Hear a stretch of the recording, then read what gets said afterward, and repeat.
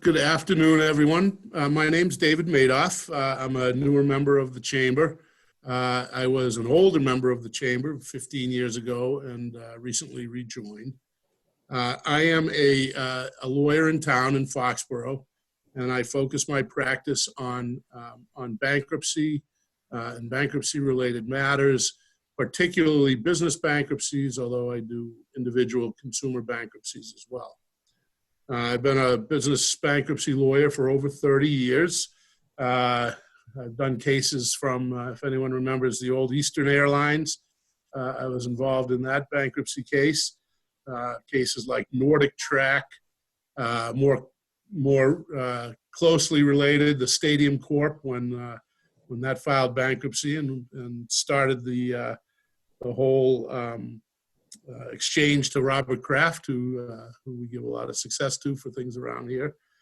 And I also do these days more small business bankruptcies and individual cases, but really like to try and help smaller businesses who are in trouble not close if possible, so they can stay in business, keep their employees, et cetera, or if they have to close, to help them do that on an orderly basis. I'm also a bankruptcy trustee. When you file a Chapter 7 or a small business Chapter 11, which we'll get into, a trustee is appointed.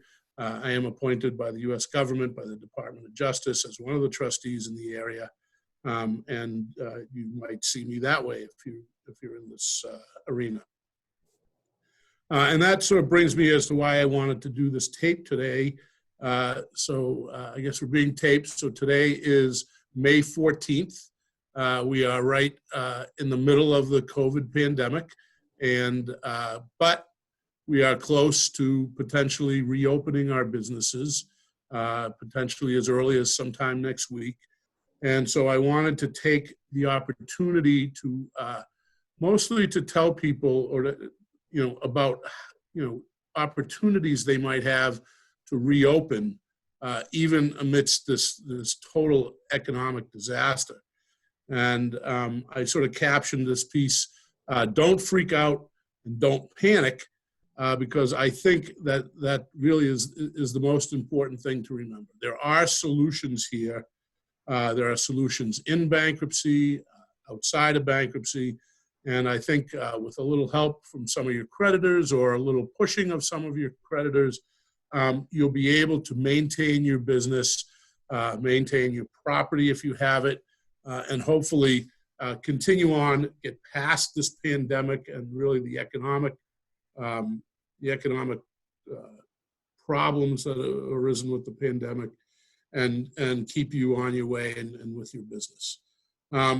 So really today, first of all, I'd like to say, if anybody, bankruptcy is a touchy subject. It's not something that I can appreciate that a lot of people want to get on a group screen about and talk about. So I want to make this video available to anyone who wants to just watch it, or if you just want to call me or email me, you're welcome to do that. I'm right in Foxborough. And I don't charge money to talk to you for a while and to help you with your problem.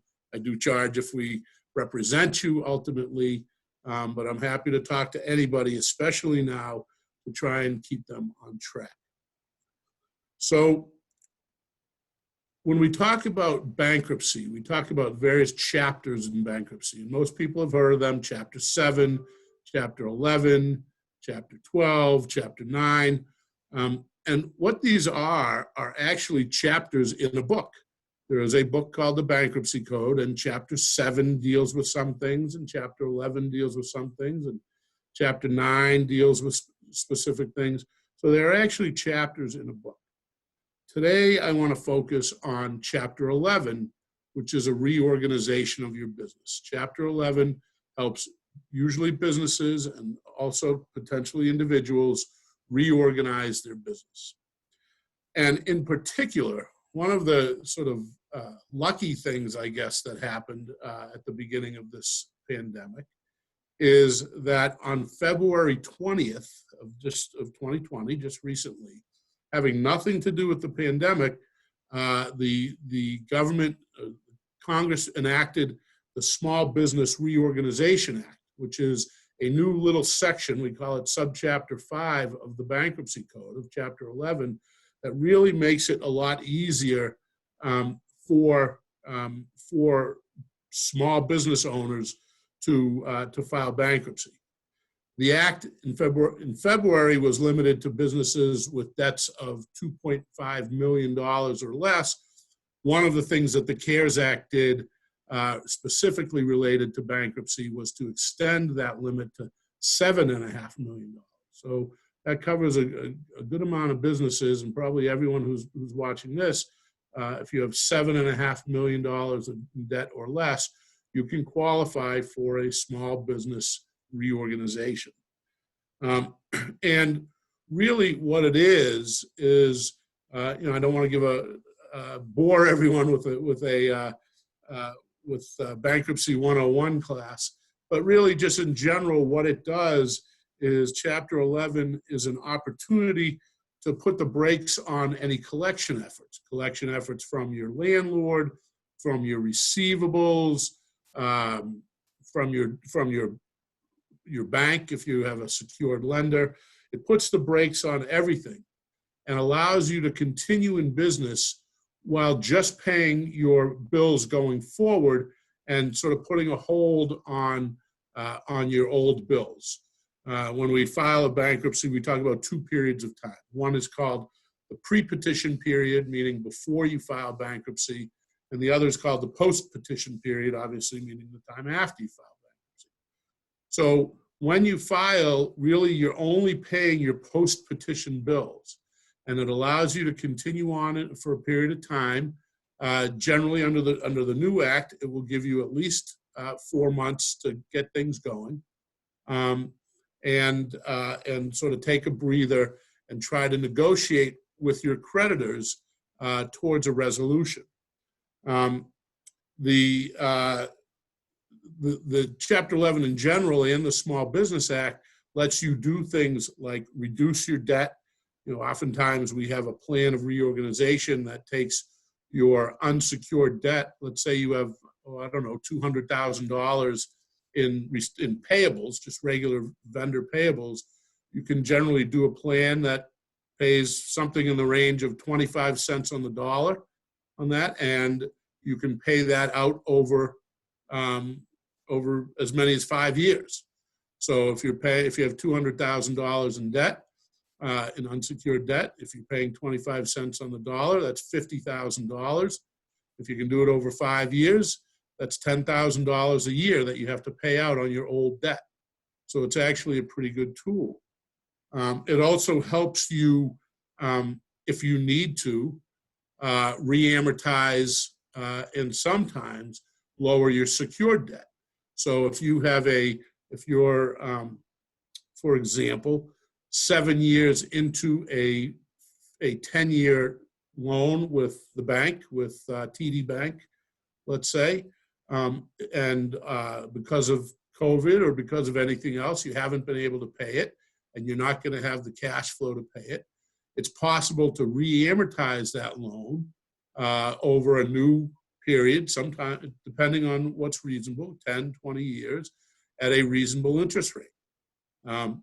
Many businesses today, I'm finding, are not dealing with conventional banks like TD Bank, but are dealing with some of these hard money lenders that you see, Cabbage and Payday and all these companies where you think you can go get fast money and it will help your cash flow, and then you find out pretty quickly that it didn't help your cash flow, whether it's in the pandemic or not. And so you're left with a big nut to them and a high interest rate. And in those situations, you can generally re-amortize those with a normal interest rate over a normal period of time. So the Chapter 11 gives you an opportunity to do this. And one of the, in a regular Chapter 11, you used to have to get certain votes of the creditors. They had to approve it. Under this, one of the big changes to with the Small Business Act was you don't have to get that approval anymore. You can do this without the assent of people like the banks, as long as the court finds that you're committing all of your excess income and it's fair and reasonable. So really, it allows you to do things like we've discussed, and like getting rid of leases that aren't helpful. One of the cases that I like to talk about, one of the successes we had, was a company, it was a printing company. And it was sort of an old school printing company with these giant printing presses. And the cost, the presses were leased, and the cost to lease those presses was about $15,000 a month. So my client said, well, I can't afford that. And so we were we went to the printing press people, to the various lenders or financiers, and we said, look, we can't pay this. We're going to reject these leases. We're going to get rid of them unless you can come to a better deal. And printing presses are huge pieces of equipment. They're not in high demand. They're hard to rig out of the building, physically hard and expensive to rig out. So we were able to cut a deal where my client bought everything for $15,000 instead of having to lease it for $15,000 a month. And that alone, along with some other changes that we made, allowed him to stay in business, and he's been successful since then. So it really, the bankruptcy, and particularly the small business bankruptcy, is a tool that can be used now when you are ready to reopen. It will allow you to deal with your debt, potentially allow you to deal with your landlord, allow you to deal with your bank. So really, that's what I got on to talk about today. That's what I wanted to put out there. I understand again that bankruptcy is not something that people love to talk about. So I didn't expect a lot of people to sort of show their faces and want to talk about it. But I am out there. There are not a ton of people who do small business bankruptcies in the area. So I guess I'm selling myself a little bit, but also, I'm selling the system. And so I'm happy to also provide you with other people who do this and who are good at it. Oftentimes what comes along with bankruptcy for your business, if you've personally guaranteed certain debt and you're discharging a lot of that debt, is considering whether you need to file a personal bankruptcy, which is also something that can be handled in the Small Business Reorganization Act, or just in the Bankruptcy Act in general, with sometimes what's called a Chapter 11, which we talked about, or Chapter 7, which is a liquidation of all your non-exempt assets, or Chapter 13, which is an individual reorganization. And Chapter 7 usually scares people because you say, well, it's a liquidation. But in fact, there are so many exemptions that you get in Chapter 7 that most people who have to file end up not losing anything. They keep all of their assets. I said earlier, I'm a bankruptcy trustee, so that means I do both. I represent debtors as their lawyer, and I hear cases. When a Chapter 7 is filed, a trustee is appointed and a judge is appointed, but in most cases you never see the judge. It's the trustee who hears the case and decides what to do. And for every 100 cases I hear, which is about 2 months worth, 95 to 98 of them are what we call no asset cases, meaning everybody just files their case. They keep their house, which has a $500,000 exemption. They keep their car. They keep some of their money, if not all of their money. 98 of those cases, nobody loses anything. So what you end up with is a tool between Chapter 7 and or Chapter 11 you end up with a tool that allows you to move on with your life, to get what we call a fresh start, to move on with your business, to pay creditors what you can afford to pay them, and then to discharge the rest of the debt. So that's really about what I had to say. These are very individualized cases. I will spend as much time with anybody as they need to understand this. It's not easy stuff, but it's important in today's environment. And so I want to make sure that the local businesses, especially any businesses, but the local businesses know about this, and if they need help reopening, to go out and get it. So that's what I have. Well, this is great, David. I do have a quick question, though. Sure. So I didn't realize, and I learn something new every day, if someone under this new Small Business Act was going to or did need to file for bankruptcy, it wouldn't mean that they'd have to close their business. It's just a reorganization. Right, that's the whole idea. If you need to close your business, you can close it with or without a bankruptcy, and that's usually a Chapter 7. But no, the whole idea of the Small Business Reorganization Act is to reorganize your business and to be able to continue to operate. That's the whole goal here. So I think it's inevitable, unfortunately, that a lot of businesses are just going to close. I've had calls from businesses in industries, and the owners are just like, hey, even when we come back to this, people aren't going to come to my business. And you can easily figure out what types of businesses those are. Or if they come back, it's going to be on a much limited basis. And so those will be tough. But there are lots of businesses that if they can just deal with the problems that were created over the last 3 months or so, if they can sort of reboot, they will be able to stay open and stay operational. And that's the goal.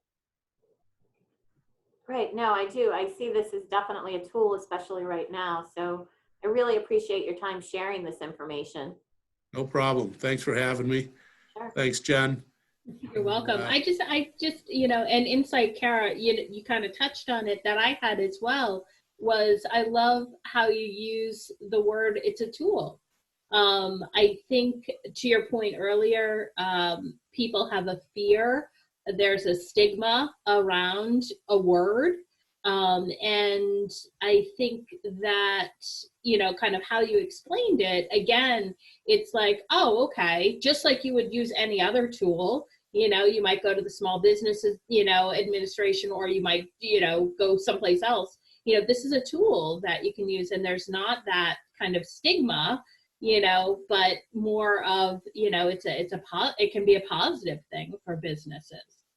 I think you're right. I think when people come in, whether it's for a business bankruptcy or a personal bankruptcy, that is always an issue they're wrestling with, the sort of moral stigma of filing bankruptcy.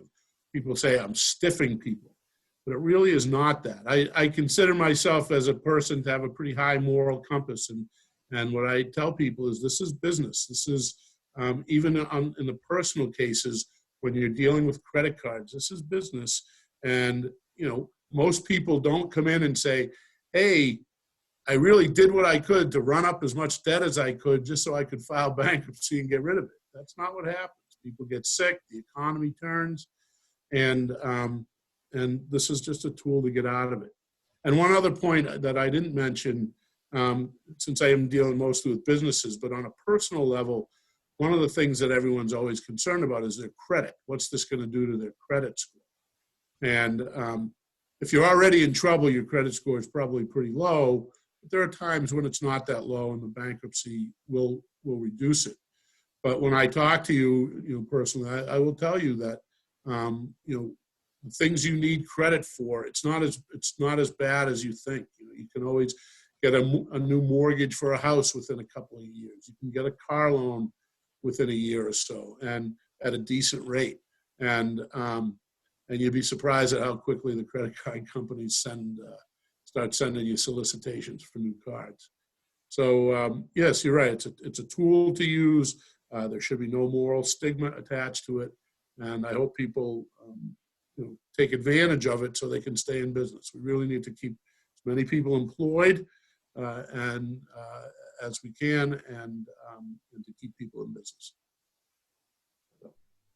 Well, this has been great. All right. Thank you for your time, David. Thank you both. I'll talk to you you. later. Yeah, Okay. thanks. Hey, All right. bye. Have a good day.